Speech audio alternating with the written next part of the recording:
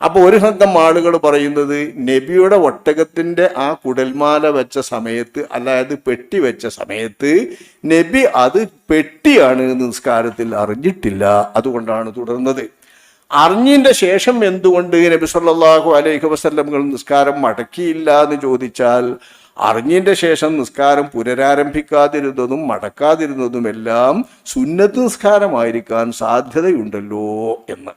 അപ്പൊ ഈ പറയുന്ന വ്യക്തമായ നിലയിൽ പെട്ടി നബിയുടെ മുതുകമ്പുറത്ത് വെച്ച് ഫാത്തിമ ബീവി നീക്കം ചെയ്യുന്നത് വരെ നബി സുജൂദിൽ കടന്നു എന്ന ചരിത്രം ശരിവെക്കുകയാണ് ഇമാം ഇബ്നു ഹജർ തങ്ങൾ ഇവിടെ. അപ്പൊ ഇമാം ഇബ്നു ഹജർ തങ്ങൾ അടക്കം നമ്മുടെ വിഷയത്തിൽ ശരിവെച്ച ഈ ചരിത്രം നമ്മളെ വഅളന്മാരൊക്കെ നബിയുടെ മർദ്ദനം പറയാനും പീഡനം പറയാനും വേണ്ടിയിട്ട് ഉപയോഗിക്കുന്ന ഈ ചരിത്രം ഈച്ച ഉത്തരിക്കാത്തത് കൊണ്ട് നബിയുടെ മേലിൽ വന്നിട്ടില്ല, അന്തരീക്ഷത്തിൽ നിൽക്കുകയായിരുന്നു എന്ന് പറയുന്ന സുന്നി മൂല്യന്മാർ എന്ത് മൂല്യന്മാരാണെങ്കിലും വല്ലാത്തൊരു അത്ഭുതം തന്നെയാണ് ഈ പറയുന്നത്.